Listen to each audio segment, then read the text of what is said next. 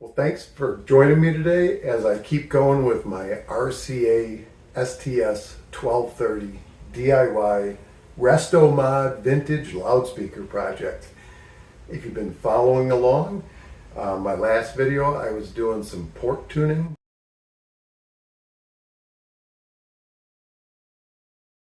So anyway, I cut some length off of the ports. Today I need to clean that up. I'm going to remeasure them once they're cleaned up and at the exact length that I'm looking for a frequency of box of about 39 hertz recommended for this woofer. Not that woofer, this woofer, because the Dayton Designer Series is a woofer I'm going to choose to use in this cabinet. It does raise the cost of the build, but I think overall it's going to be a better end result. So I'm going to make sure that the box is tuned properly for that woofer. It's already the correct size, I know that much. Then I'm going to move on to reconnecting the crossover because right now it's bypassed. And I want to see how that woofer reacts when the crossover is in place. Now, the mid-range and tweeters are disconnected at this point. I'm going to start making some forward progress on this build, and I'm looking forward to having you join me in this adventure. If you have comments, questions, advice, anything, drop it in the comments. I look at all those comments and I try to get back pretty quickly. So cool, let's get started doing all this work then.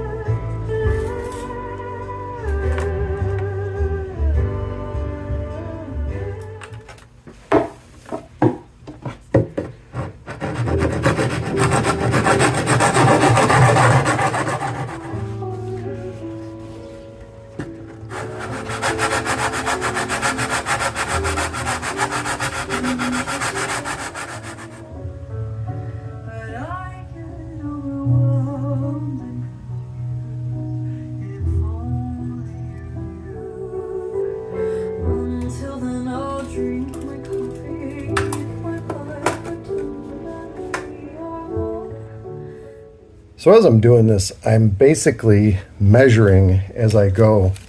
I'll make some cuts and then I'll remeasure just to make sure that I'm still on track with my 1 3/4 inch cut.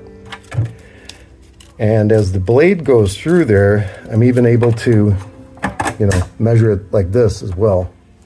And I'm just about to cut through this, so you might as well watch.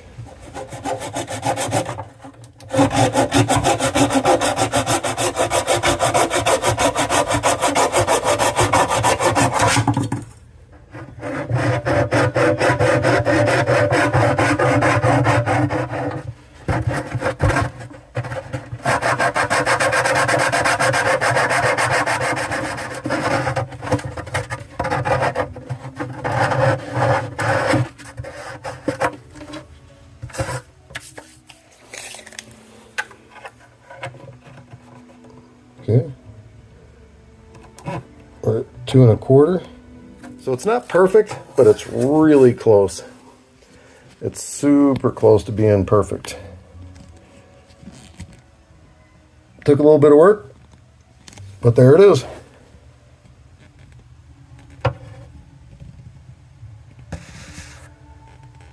And just to kind of show you what's happening here, all I'm doing is connecting this woofer directly to the binding post.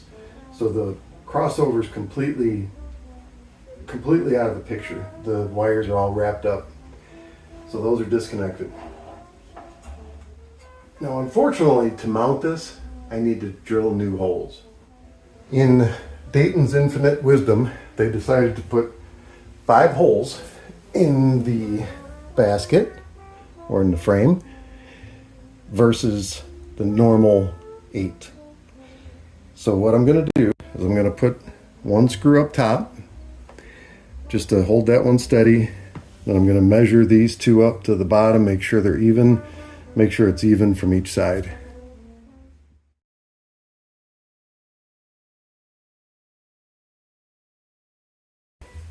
Next, I'm going to center punch the remaining 4 holes.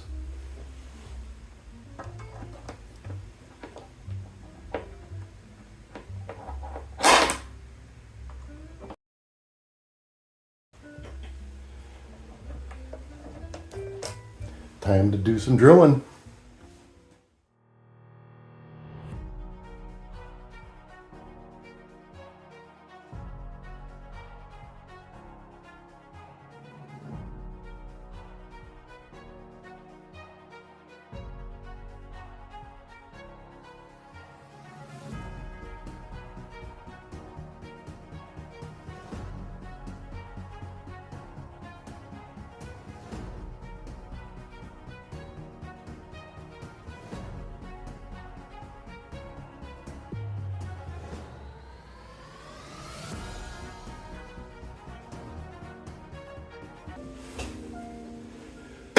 Okay, that one's ready now. So I'm going to go ahead and hook this up, get the microphone ready, the calibration software ready, and we'll run some sweeps and see how it is. All right, bass in a box. Just a empty cabinet with the woofer going, and that's it. No crossover, no tweeter, no mid-range, no insulation, no gussets, no braces.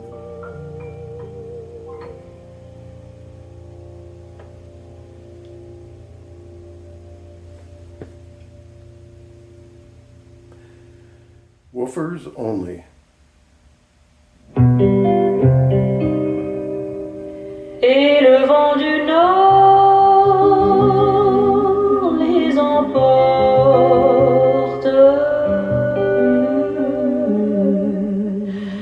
dans la nuit froide.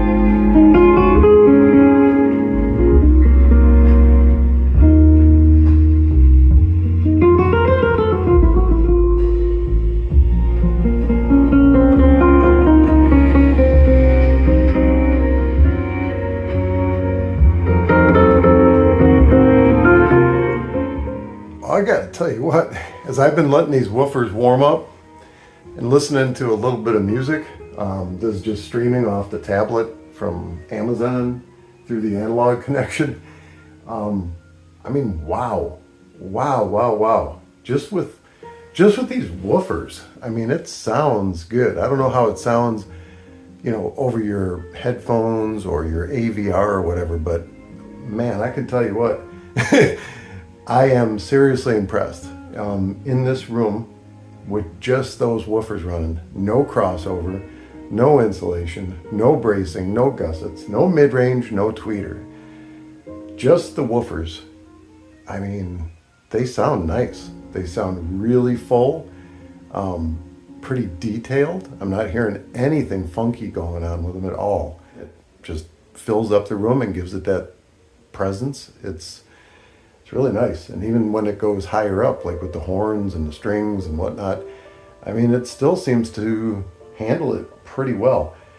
This woofer, in my opinion, I think you could easily make a two-way out of it, a two-way loudspeaker instead of a three. I'm anxious to see what the frequency response looks like now that I've got the cabinet tuned better. Yeah, this should be really interesting. So, just a little bit more warm up. I want to make sure these are nice and warmed up and see what they got. What do you think? Maybe try to find something with a little bit of drums? That would be neat.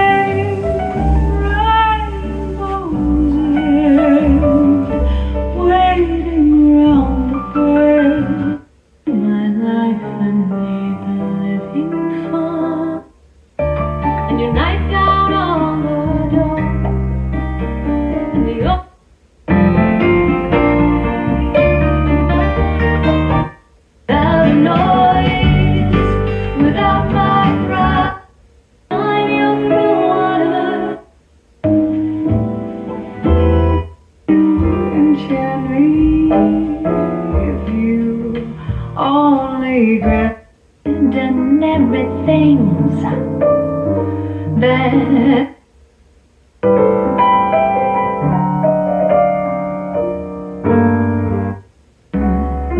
in those days of sweet surrender,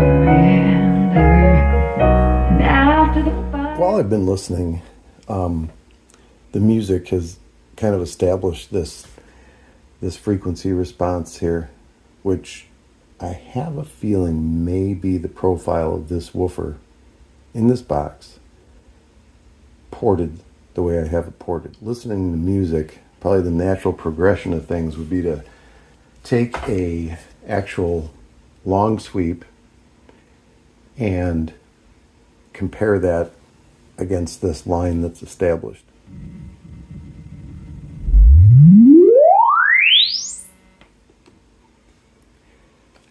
Yeah, so that's pretty representative of what we were hearing. So that's not a super pretty graph, but man, I tell you, they do sound decent.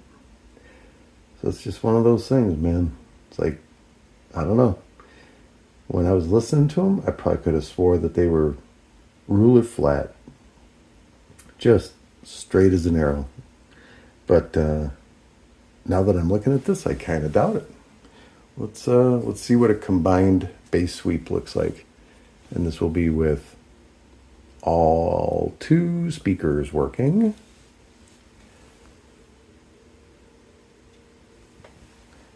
And I'm going to go ahead and turn this up to negative 20 dB, which should be plenty. It's a little bit of noise floor you see there is from my HVAC running.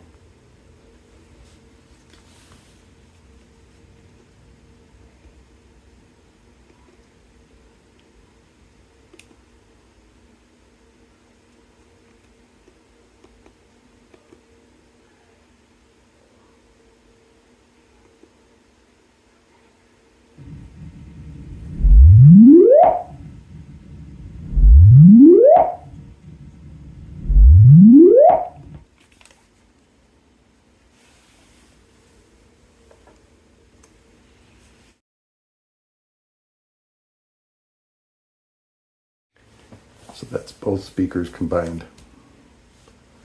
Now let's take a look at each speaker individually. In my last video when I was testing these woofers, Dayton Classic versus Dayton Designer Series, with a different port tuning, I had these level with the, or centered with the speaker, which that's about as centered as I can go.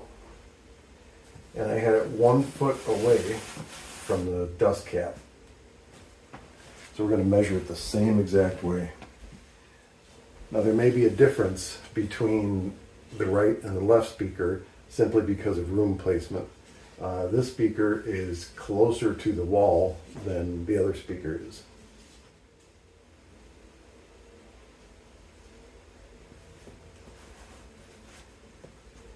Almost nailed it on the first try. Okay, that's exactly 12 inches away on center with the woofer. And again, just to clarify, there's no crossover involved. The crossover is completely bypassed, and it's just straight up, receiver power going to that woofer. And right now the box has 0 insulation in it.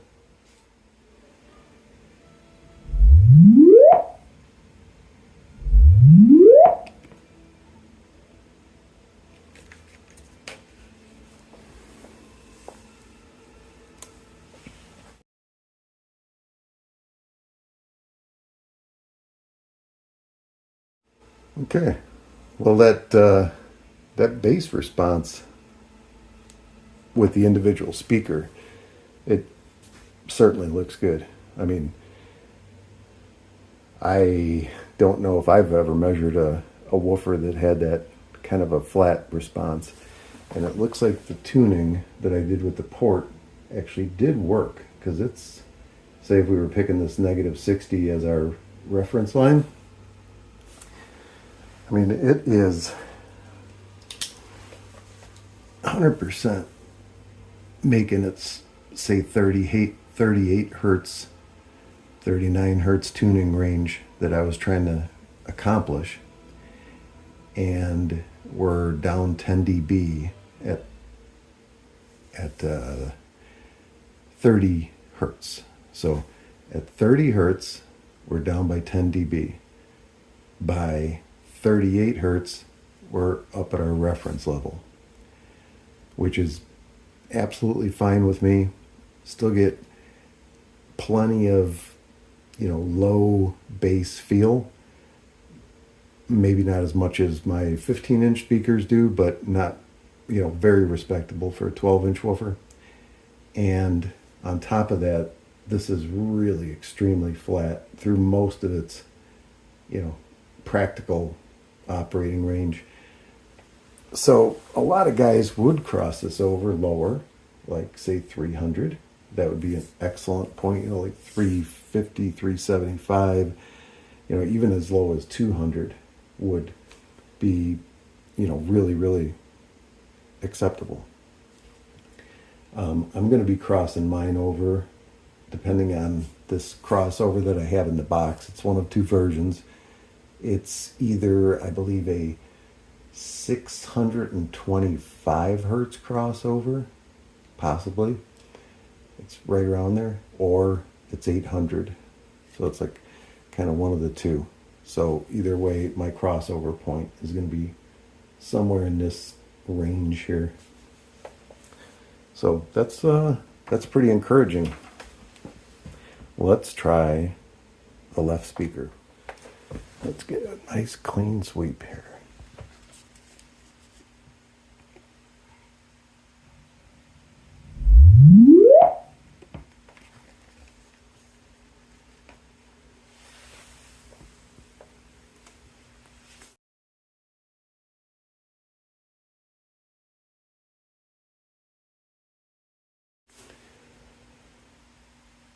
All right, so the left speaker, it is exhibiting a little bit different signature.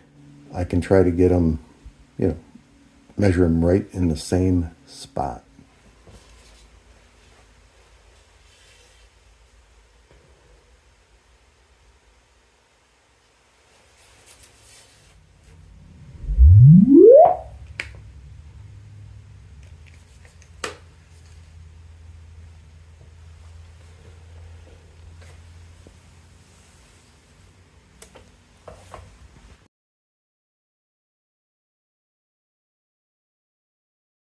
All right, so wow, what did we learn today? Well, let's close this lid, talk about this for a minute. So what we learned is that the Dayton Designer Series woofer, I think it's a decent woofer. I really do. I'm going to make it my choice for this build. I'm going to keep going with some more bass tuning. I want to connect the woofer to the crossover to see what changes that has. I want to add the bracing and gussets, see what kind of change that makes. I want to, once the bracing and gussets are in there, I want to put insulation in it. The insulation, the gussets and braces, that's a one-time deal. I mean, once it's done, right? So, maybe the way to test it is actually to do the insulation first, because that's something I can easily take out. So I can, put insulation in these cabinets, run sweeps, see what the insulation does to the response and the sound. Then pull the insulation out, put all the bracing and gussets in, listen to it, measure it like that, and then go ahead and put the insulation back in with the bracing and gussets. So that's a lot to cover, but I think you can tell by watching this video and listening to it with headphones preferred. Your home theater system is not a bad choice, but there is a lot of musical information coming over that woofer. So it's really important. I mean, the most important thing in that cabinet, really, I think. More so than the crossover, the mid-range, or the tweeter. The rest of it is icing on the cake. But if you can nail the bass and the mid-bass, man, that's a big part of the equation right there. And honestly, if you think about it, I mean, that's what the speaker cabinets are designed around, right? Is, you know, the woofer itself. There's no getting around it. That's a huge part of it. Now, there's other aspects to it, and plenty of information out there about that, you know, like diffraction off the front baffle, and, you know, horn loaded versus not horn loaded, or, you know, silk dome versus aluminum dome, whatever. You'll find information on it. But unless that woofer's right, nothing is going to sound great. So, yeah, I think this is an experiment that's kind of going the right direction here, because we're seeing what changes have what effect. Kind of like if you watched 2 videos back, I had these ports in their stock form, which was tuned to, yeah, I think I actually measured it wrong, but just rough guess. Let's say that theoretically they were tuned to, you know, say 30 hertz or 25 hertz, right? This woofer, with that long of a port in there, it exhibited this funky sound when running a 50 hertz tone. Now, yesterday, when I did my other video, and I had shortened up that port from, say, I think it was like 6 3/4 or something like that, to 4 inches, it changed that. It almost eliminated that funky noise. Now that it's sized per Parts Express recommendation, I should probably run a 50 hertz sweep just to see what it sounds like, if it still exhibits that funky kind of vibration and port noise that it did way back in the beginning. That'll be the last test I do, and then we'll just call it a wrap.